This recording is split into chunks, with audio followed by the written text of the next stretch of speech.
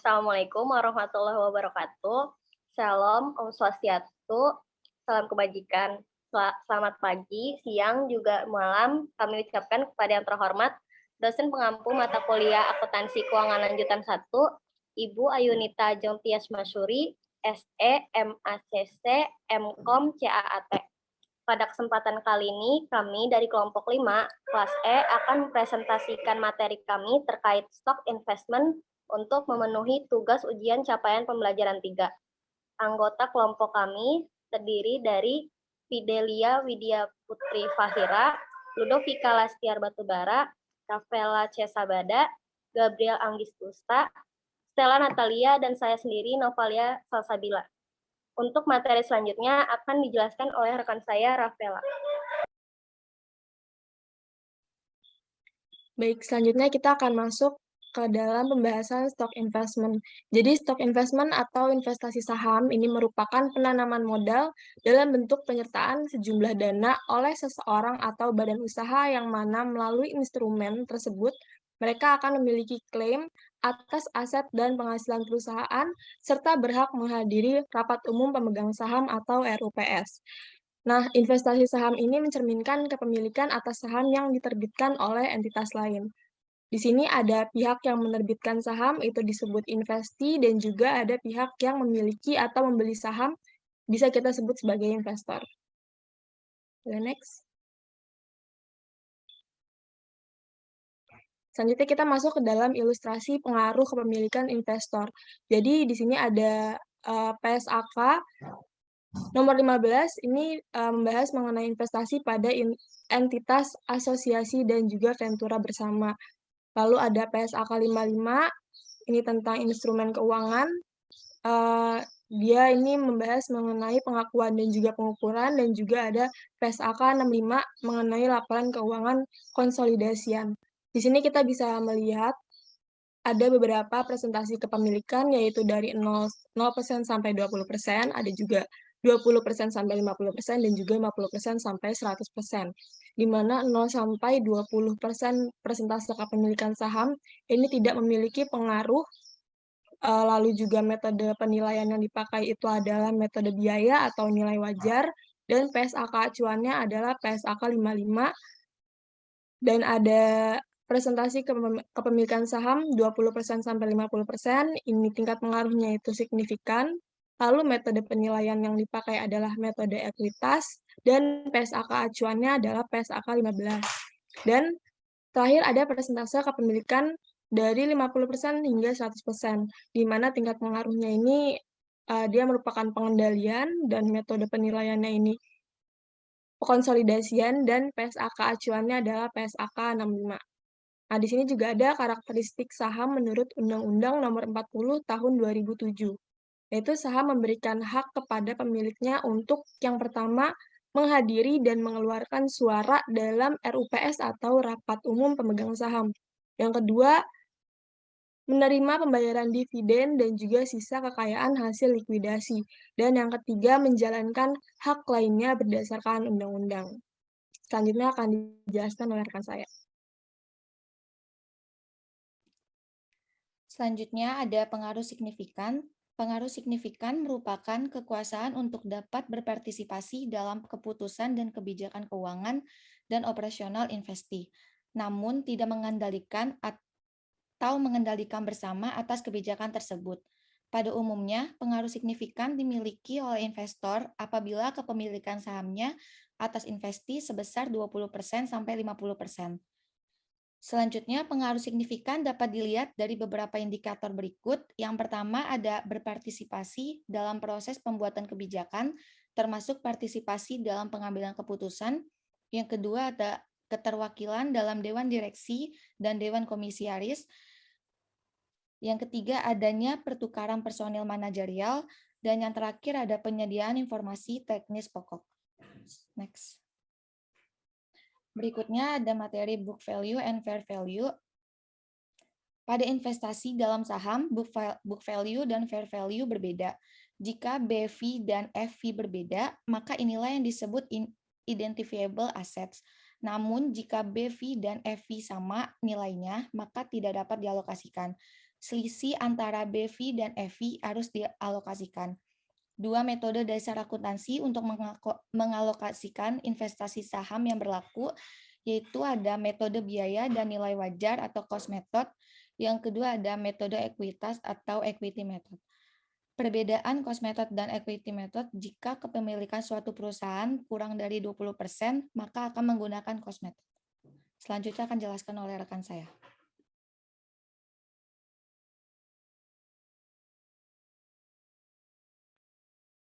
Untuk selanjutnya, ada investasi cost method dan juga equity method. Jadi cost method ini digunakan oleh perusahaan investor yang tidak mempunyai kemampuan untuk memengaruhi aktivitas dari investi atau pihak yang menerbitkan saham. Sedangkan untuk equity method, yaitu perusahaan investor dapat menggunakan pengaruh yang signifikan dan dapat mengendalikan operasi investi melalui kepemilikan saham yang jumlahnya lebih dari 50%. Investasi terdiri dari 20% atau lebih saham berhak mendapat suara investi. Sebagai catatan, investasi dicatat sebesar nilai pasarnya atau aktiva atau sekuritas yang ditukarkan untuk memperoleh kepemilikan. Kedua metode tersebut dijelaskan dalam PSAK nomor 15 mengenai akuntansi untuk investasi dalam perusahaan asosiasi. Nah, sedangkan untuk equity method ini yaitu perusahaan investor dapat menggunakan pengaruh yang signifikan dan dapat mengendalikan operasi investi melalui kepemilikan saham yang jumlahnya lebih dari 50%. Untuk materi selanjutnya akan dijelaskan oleh rekan kami, Fidelia. Selanjutnya itu masuk ke pembahasan mengenai metode pencatatan investasi atas saham. Next.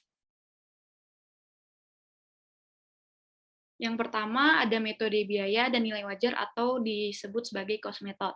Perolehan saham yang tidak menimbulkan adanya pengaruh signifikan dicatat dengan menggunakan metode cost atau metode fair value. Ketika tidak terdapat harga kuota sioan di pasar, saham akan dicatat menggunakan metode cost. Sedangkan jika terdapat harga kuota sioan, saham akan dicatat menggunakan metode nilai wajar. Saham akan dikelompokkan ke dalam fair value through profit or loss atau disebut sebagai trading securities atau fair value through other comprehensive income atau disebut dengan available for sale. Perbedaan di antara keduanya terletak pada perlakuan akuntansi untuk kenaikan atau penurunan nilai wajar di akhir periode pelaporan. Kenaikan atau penurunan nilai wajar trading securities disajikan sebagai laba rugi dalam laporan laba rugi, sedangkan kenaikan atau penurunan nilai wajar available for sale securities disajikan sebagai other comprehensive income. Next.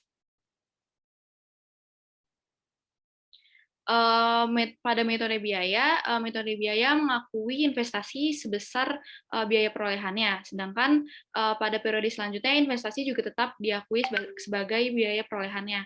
Investasi akan berubah jika terdapat penjualan, pembelian, ataupun penurunan nilai. Sedangkan pada metode nilai wajar, investor juga akan mengakui investasi sebesar biaya perolehannya. Secara umum, perlakuan akuntansi pada metode nilai wajar sama dengan perlakuan akuntansi pada metode biaya. Berbeda dengan metode biaya, pada metode nilai wajar, nilai investasi pada periode selanjutnya setelah pengakuan awal akan diakui sebesar nilai wajarnya. Yang selanjutnya itu terdapat pencatatan untuk cost method. Yang pertama itu pencatatan untuk mencatat investasi, jurnalnya itu investment in subsidiary pada debit dan cash pada kredit. Sedangkan untuk mencatat dividen yaitu cash pada debit dan dividends income pada kredit. Untuk mengakui pendapatan, cost method tidak terdapat jurnalnya. Selanjutnya akan dijelaskan oleh rekan saya, itu Ludovika. Baik, berikutnya metode pencatatan selain cost method, ada juga metode ekuitas atau equity method. Nah, investasi pada metode ekuitas pada awalnya dicatat sebesar biaya perolehan. Namun, setelah pengakuan awal investasi diukur secara proporsional terhadap nilai ekuitas entitas asosiasi. Jika terdapat peningkatan nilai ekuitas, maka investor akan mengakuinya secara proporsional sebesar persentase kepemilikan sahamnya terhadap nilai tercatat investasi. Begitu pula sebaliknya, apabila terdapat penurunan terhadap ekuitas entitas asosiasi. Nah, dari peningkatan atau penurunan nilai ekuitas tersebut, diantaranya dapat terjadi karena beberapa hal, yaitu pada layar dapat kita lihat, yang pertama, karena terjadinya pengakuan laba atau rugi bersih atas entitas asosiasi, kemudian yang kedua, adanya pembagian dividen, dan yang ketiga, adanya pengakuan penghasilan komprehensif oleh entitas asosiasi. Next. Berikut merupakan pencatatan pada metode ekuitas atau equity method. Nah, di sini ada untuk mencatat investasi atau entry to record di investment, jurnalnya, nama akunnya yaitu investment in subsidiary pada debit dan juga cash pada kredit. Lalu ada juga untuk mencatat dividen, to entry to record dividends, yaitu cash pada debit dan juga investment in subsidiary pada kredit. Next, untuk berikutnya akan dilanjutkan, untuk berikutnya adalah alokasi dan amortisasi selisih biaya perolehan investasi, yaitu dalam transaksi perolehan investasi dapat terjadi imbalan yang diberikan dari investasi berbeda dengan proporsi nilai wajar net asset yang diperoleh atau nilai tercatat ekuitas. Bila terdapat selisih antara imbalan yang diberikan atau dari harga perolehan dengan nilai aset neto teridentifikasi yang diperoleh, maka selisih tersebut dialokasikan dengan cara sebagai berikut, yaitu yang pertama, dialokasikan ke berbagai akun yang nilainya tercatat dan nilai wajarnya berbeda, dan juga yang kedua, apabila masih terdapat selisih, maka akan dialokasikan ke goodwill. Untuk selanjutnya akan dilanjutkan oleh rekan saya, Novalia, yaitu study case. Baik, selanjutnya saya akan menjelaskan mengenai study case pada materi stock investment ini. Nah, di sini sudah terdapat soal. Mari kita baca. Di sini paper company memperoleh 100% common stock dari Skisor Company sebesar $370.000 pada 1 Januari 2021. Dan di sini book value ya, nilai book value pada net asetnya itu sebesar $370.000 juga. Nah, paper ini menggunakan cost method untuk perhitungan investment. Dan di sini juga trial balance-nya nanti ada di jawaban, dan yang diminta untuk kita kerjakan itu adalah membuat journal entries untuk pada perusahaan paper selama akuisisi oleh Skisor pada 1 Januari 2021 dengan menggunakan cost method sebagai pembuatan jurnalnya nanti. Dan yang kedua itu kita membuat kertas kerja konsolidasi atau consolidation worksheet-nya. Baik, selanjutnya kita ke jawabannya. Nah, di sini kita buat informasinya dulu ya. Pertama, dari type of business combination-nya itu ada stock investment, stock akuisisi investasi, lalu untuk portion of ownership-nya itu sebesar 100%, dan date of acquisition-nya itu tadi kan 1 Januari ya. 1 Januari. Dan selanjutnya untuk fair value dan book value-nya itu sama ya, sebesar $370.000. Nah, di sini ini sudah ada ini ya, trial balance-nya itu dari soal. Di sini sudah lengkap semuanya, punya paper, punya Skisor untuk balance sheet-nya. Dan selanjutnya langsung kita ke soalnya. Yang pertama itu kan kita buat ini ya, jurnal. Nah, di sini hal yang pertama yang kita lakukan itu dengan pada saat jurnal entry itu yaitu menghitung jumlah transaksi, apakah di sana itu ada goodwill atau bargain purchase element. Nah, di sini kan tadi fair value dan book value-nya sama ya, sebesar $370.000. Maka tidak ada selisih. Jadi tidak ada goodwill atau bargain purchase. selanjutnya itu kita membuat journal entry pada akuisisinya. Nah, di sini itu ada stock investment pada cash. Di sini sebesar ini ya, nilai wajarnya $370.000. Nah, setelah itu kita membuat journal entry pada paper yang berhubungan dengan investasinya pada si skisor itu yang tadi dengan menggunakan cost method. Nah, kalau kita pakai cost method itu portion of net income from subsidiary will not be recorded. Jadi pendapatan dari si subsidiary itu nggak bakal di jurnal gitu oleh parent, kecuali dividennya itu sudah di-declare gitu, baru kita jurnal sebagai dividend income. Maka di sini untuk record portion of dividend declared by skisor, kita buat jurnalnya cash pada dividend income sebesar yang tadi, sebesar 25.000. Yang sebesarnya itu dari ini nih. Nah, dividen income yang ada di paper. Setelah itu, kita buat eliminasi entry-nya. Jurnal eliminasi itu ada 3 ya. Kita buat yang pertama itu investasi pada paper, yang kedua itu dividen income, dan yang ketiga itu akumulasi depresiasi pada saat akuisisi. Nah, yang pertama itu kita mengeliminasi ini ya, common stock dan return earning. Nah, di sini ada common stock dan return earning pada investment in skisor sebesar 250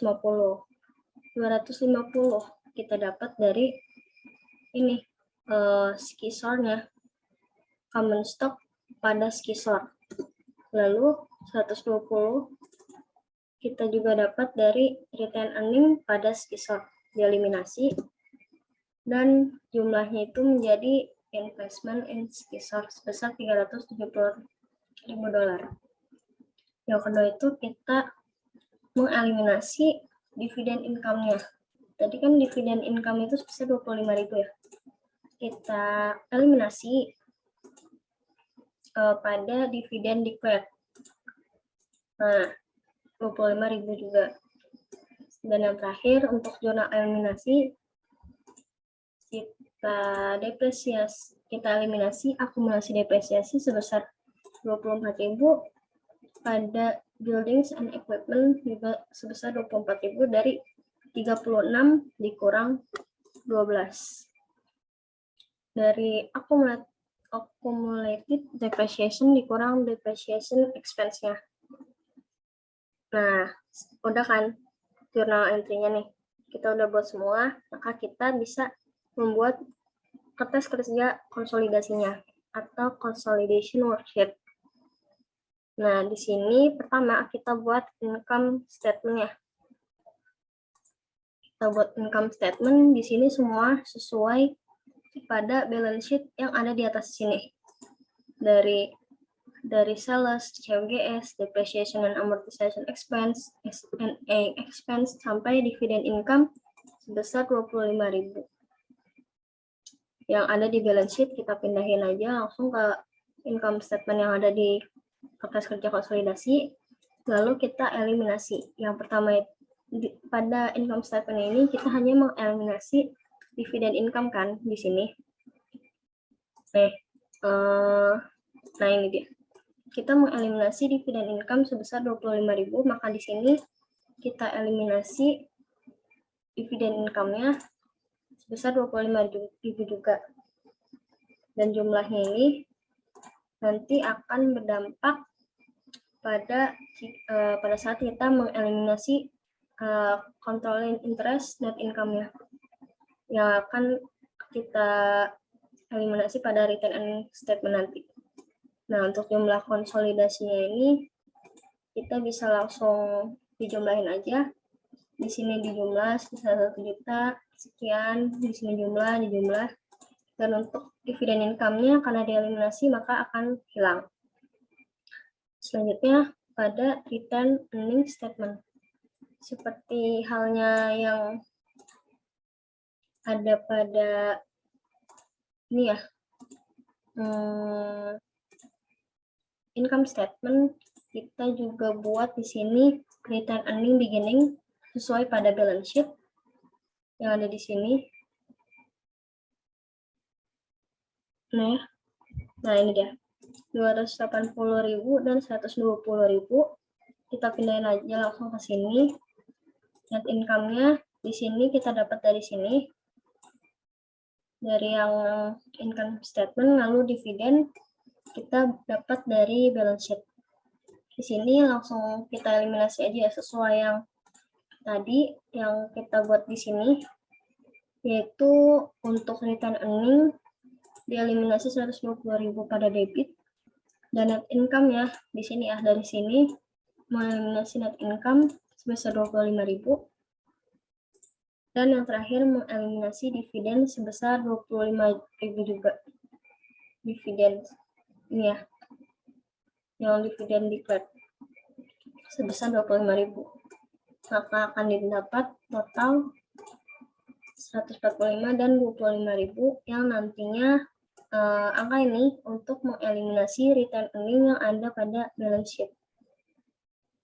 Lalu kita buat ini ya, totalnya pada laporan konsolidasinya itu dengan return earning sebesar 120, karena 120 yang udah dieliminasi maka dikonsolidasinya jadi 280. Lalu kita juga mengeliminasi 25.000 net income, sisanya 298, dan mengeliminasi 25.000 pada skisor, sehingga sisa dividen pada papernya itu 80.000. Dan untuk return earning endingnya di sini kita berkurang juga, jadi berkurang menjadi 498.000. Nah, itu untuk return earning statement-nya. Dan yang terakhir, kita mengeliminasi bagian balance sheet. Nah, seperti yang sebelumnya, kita ambil semua ini dari balance sheet yang ada di sini. Di sini kita ambil, kita pindahin ke sini. Tapi di sini kita ada tambahan investment in skisor sebesar 370.000 pada paper ya, bagian paper di sini. Baik, selanjutnya kita eliminasi semua ini ya, bagian investasi dan ini investasi dan equipment-nya. Kita buat eliminasinya ini. Yang pertama, kita mengeliminasi 370.000 investasi in skisor. Yang ini ya, kita eliminasi. Lalu yang kedua, kita mengeliminasi 24.000. Yang ini, building and equipment, kita eliminasi 24.000. Yang ketiga, itu kita mengeliminasi accumulated depreciation sebesar 24.000 juga. Yang ini ya, yang tadi kita buat jurnal, sesuai jurnalnya aja. Lalu kita mengeliminasi 250 common stock. Kita mengeliminasi bagian skisornya sebesar 250 dihilangkan. Dan yang terakhir itu 145 dan 25.000 kita dapat dari sini, return earning ending. Untuk mengeliminasi return earning paper dan skisor yang ada di balance sheet sebelumnya. Maka didapat jumlahnya sebesar ini. Dan ini juga udah balance ya, 1.577.000. Di sini pada cash itu nggak dieliminasi apa-apa, karena kalau pendapatan itu emang pada saat akuisisi semua itu ini ya dijadiin satu pada laporan konsolidasi. Seperti halnya dengan piutang usaha, kita juga jumlah, inventory kita jumlah. Bedanya di investment skisor kita eliminasi, dan land-nya juga, karena land itu kan itu ya aset, masuk aset, maka kita satukan ya di atas kerja konsolidasinya. Beda halnya dengan building equipment, kita eliminasi sebesar 24.000 sebesar depresiasinya ini, karena kan pada skisor ini sebelum diakuisisi pasti building dan equipment-nya ini ya ada berkurang gitu, berkurang masanya, makanya harus dikurang. Dan yang terakhir itu accumulated depreciation-nya sebesar 24.000, di sini jadi bertambah ya. Nah, lalu untuk utang usaha dan bonds payable itu kan utang. Jadi untuk akuisisi itu digabung. Untuk perusahaan yang berakuisisi digabung. Seperti halnya dengan aset digabung juga. Jadi nggak ada eliminasinya. Kecuali untuk investasi dan ekuitasnya. Kita eliminasi pihak skisonnya dieliminasi karena itu kan milik dia ya. Jadi sebesar 625 pada konsolidasi, laporan konsolidasinya, dan untuk return earning-nya dieliminasi menjadi 498.000. Baik, mungkin itu saja yang dapat kami sampaikan mengenai stock investment. Kurang lebihnya mohon maaf. Wassalamualaikum warahmatullahi wabarakatuh.